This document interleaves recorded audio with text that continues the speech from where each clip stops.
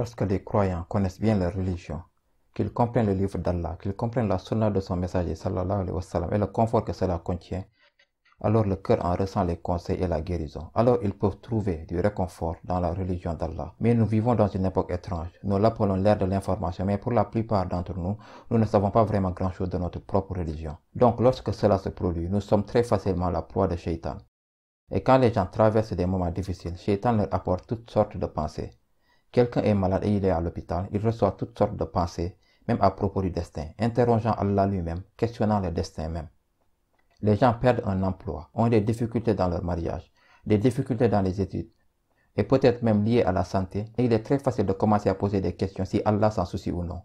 Pourquoi il m'a fait ça? J'ai prié tout le Ramadan, je suis même allé faire la Umrah, et j'ai toujours demandé à Allah de guérir mon enfant ou de me débarrasser de ce problème. Et j'ai toujours ce problème. Et ceci est votre vie personnelle. Mais en plus de cela, il y a des crises partout dans le monde. Il y a beaucoup de gens qui ont de la famille, par exemple en Syrie ou des endroits comme la Syrie, qui sont en difficulté. Là où les familles ne sont pas en sécurité, où les enfants ne sont pas en sécurité, où toutes sortes de catastrophes humaines se produisent, et des personnes sont tuées, c'est presque comme pour confirmer les mots de Rasulallah sallallahu alayhi wa sallam. Le tueur ne saura pas pourquoi il tue, et le tué ne saura pas pourquoi il est tué. Les gens ne commencent pas seulement à poser des questions sur pourquoi cela se produit dans leur vie personnelle, mais ils commencent à s'interroger pourquoi tous ces trucs de fou se passent dans le monde. Où est Allah dans tout cela? Ne peut-il pas simplement résoudre ces problèmes? Et ce n'est pas comme si nous ne faisions pas de doigts, des prières tous les soirs dans tant de mosquées à travers le monde. Ya Allah, aide-nous contre les ennemis de la religion. Mais il semble que les ennemis sont de plus en plus forts, à répandre de plus en plus de sang. Donc à ce stade, quelqu'un peut être vraiment frustré avec sa religion. Et il va commencer à penser, ça ne sert à rien, pourquoi est-ce que je fais même doigt? À quoi ça sert? Rien ne va changer. Et c'est en fait un problème très courant.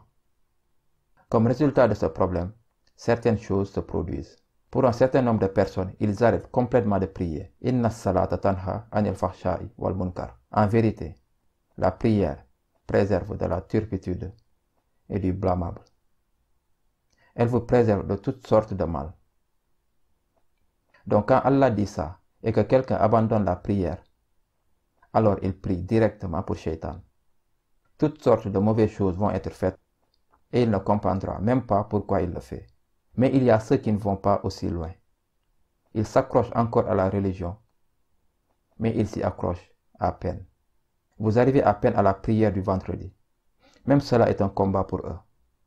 Et pour certaines personnes, cela devient si mauvais qu'ils ne peuvent même pas passer trop de temps à l'intérieur d'une mosquée. Ils commencent à être mal à l'aise, ils doivent partir très rapidement. Cela arrive.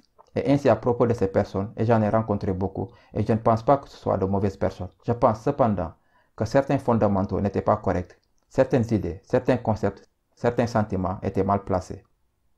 Et à cause de ces sentiments mal placés, certains vont sur un chemin très dangereux, tout droit vers l'égarement. D'une part, dans la sourate Al-Hajj au début, Allah Azza wa Jal parle des gens qui ont un programme pour égarer les autres gens. Les mauvaises personnes qui ne veulent rien de mieux que de simplement argumenter contre Allah sans aucune connaissance. May yujadilu fillahi bighayri ilmin wala hudaw wala kitabin munir. Or, il y a des gens qui discutent au sujet d'Allah sans aucune science. Ils détestent la religion. Ils détestent Allah, ils détestent le prophète sallallahu alayhi wa sallam. Et ils n'ont aucune connaissance sur pourquoi ils se disputent. Et ils n'ont aucun guide, ni livre pour les éclairer. Ils se plaignent juste pour le plaisir de se plaindre. Ceci est un groupe de personnes, mais ce n'est pas le groupe de personnes dont je veux parler aujourd'hui. C'est celui après ce groupe. Ceux qui sont sur l'extrémité. Littéralement sur le bord, c'est ainsi que le Coran les décrit. Je traduirai cela par parmi les gens, il y a celui qui adore Allah tout à l'extrémité.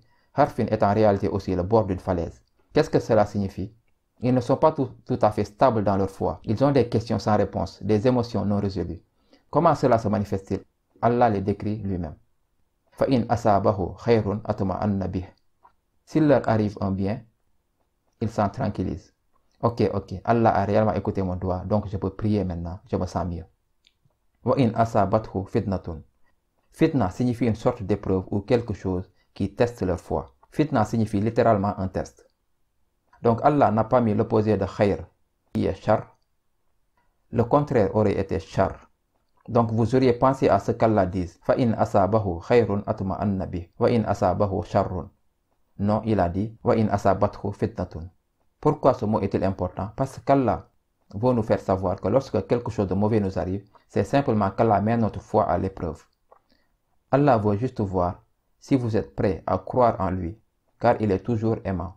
Il se soucie toujours de vous, il est toujours Ar-Rahman, il est toujours Ar-Rahim, il est toujours Ar-Razir. Il est toujours le fournisseur, il est toujours le protecteur, il est toujours le gardien, même si vous ne pouvez pas le voir. Même si vous pensez qu'en face de vous, il n'y a que des problèmes. Et Shaitan veut que vous vous interrogiez, où est Allah? Allah veut donc vous mettre dans ces circonstances parfois, pour voir à quel point votre foi est forte. Au fait, ces religions commencent par Alladhina yu'minuna bil ghayb. Ils croient en un Allah qu'ils ne peuvent pas voir.